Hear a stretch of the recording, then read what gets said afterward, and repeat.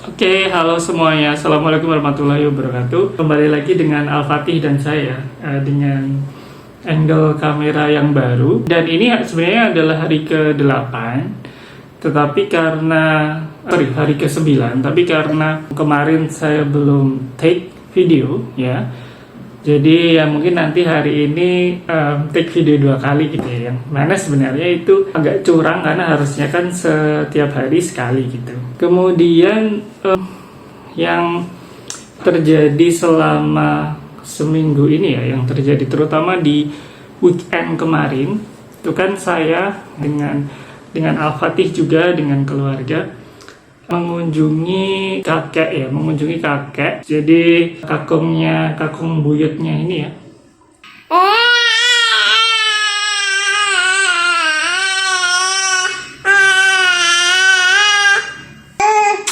Iya, sebentar.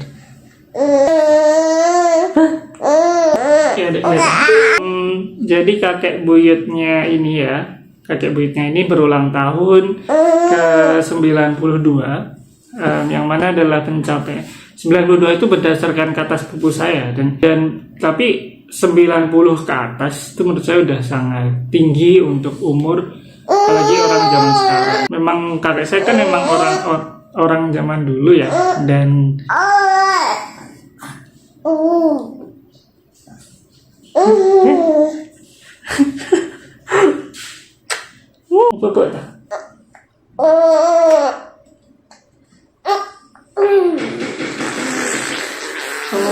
maaf.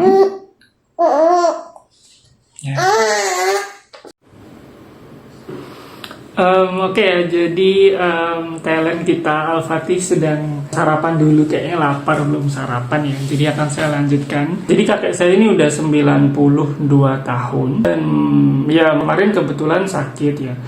Tetapi hari-hari biasa ya masih bisa beraktivitas, tapi ya aktivitas wajarnya orang udah tua ya.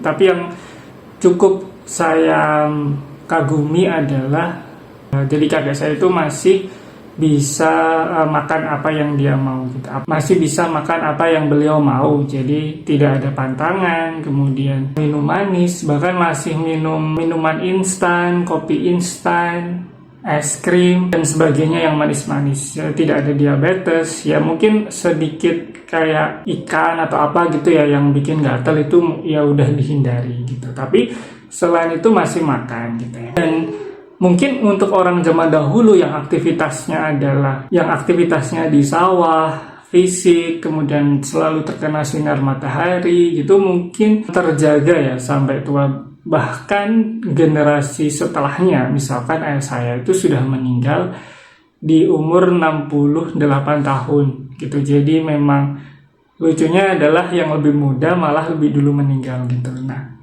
apalagi kita gitu kan, dengan pola makan yang lebih buruk, dengan makanan-makanan kimia, makanan-makanan pemanis, pengawet yang lebih banyak kita konsumsi, kemudian gerak tubuh yang semakin terbatas, kita bekerja di depan kamera, di depan komputer, di kursi, di ruangan ber-AC. Nah, makanya tidak heran bahwa umur mungkin bahkan 40, 50 itu udah kayak ada penyakit-penyakit yang berbahaya gitu.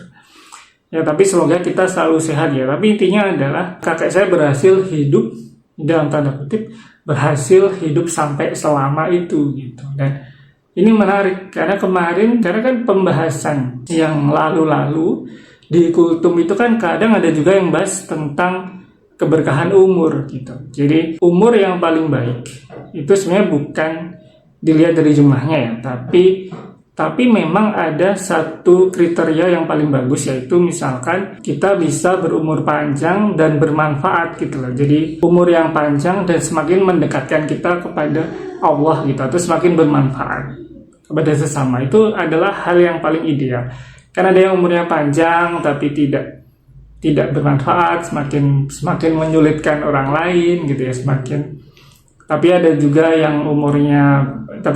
yang orang yang baik, orang yang bermanfaat, dekat dengan Tuhan, tapi umurnya pendek gitu. Maka yang paling ideal adalah yang berumur panjang dan paling baik tindakannya. Kemudian terkait dengan hal itu, saya tanya nih ke salah satu teman dan beberapa murid saya, karena kan saya pengajar. Tapi yang menarik adalah jawaban teman saya bahwa ketika saya tanya bahwa kamu mau nggak misalkan hidup sampai 100 tahun dan sehat gitu. Jadi nggak cuma 100 tahun tapi sehat gitu. Jadi saya kasih sebuah situasi di mana dia hidup sampai 100 tahun dan sehat. Karena kebanyakan kan kalau orang udah 100 tahun kan nggak sehat ya, gitu ya.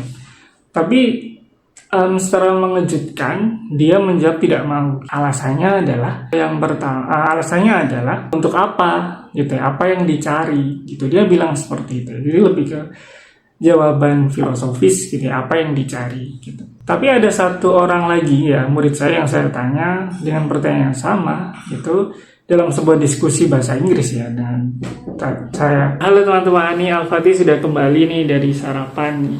Tuh senyumnya, Masya Allah. Jadi salah satu murid saya tanya, tapi dia menjawab gini. Jadi dia juga tidak mau, tapi dengan alasan yang lebih spesifik.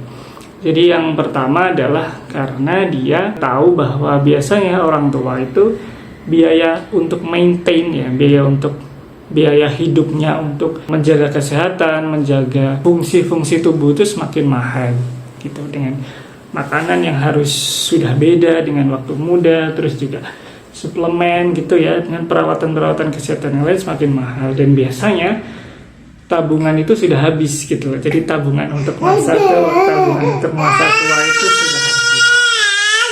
Ya betul, mau nambahin. Tapi saya kemudian berpikir betul juga ya gitu. Tapi kemudian dia juga, meskipun dia berkata tidak setuju ya, dia secara spesifik menyebut angka 80 udah cukup lah gitu ya, karena ya alasan yang tadi gitu. Tapi dia juga memberikan tips gimana biar meskipun sudah tua tetapi masih bisa bermanfaat gitu, yaitu dengan kita menekuni dari sekarang pekerjaan kita, kemudian di masa tua nanti kita bisa memakai skill itu untuk bermanfaat. Misalkan menjadi konsultan di bidang yang biasa kamu kerjakan, atau juga menjadi dosen tamu gitu kan, juga adalah hal-hal yang bermanfaat meskipun sudah tua gitu. Nah itu sih itu adalah sesuatu yang saya obrolkan dengan beberapa orang beberapa hari terakhir ini ya, dan ya menarik sekali kesimpulannya. Jadi memang untuk mencapai sebuah kualitas hidup yang terjaga sampai tua itu memang sulit gitu. Beberapa orang tidak mau hidup sampai tua, tapi sebenarnya ada cara, yaitu tadi ya. Jadi salah satu cara untuk tetap bermanfaat. Mungkin itu dulu untuk video kali ini ya. Terima kasih semuanya, selamat beraktivitas. Jangan lupa subscribe dan juga komen. Kemudian kalau ada hal yang mau dibahas silahkan request ya. Terima kasih. Assalamualaikum warahmatullahi wabarakatuh.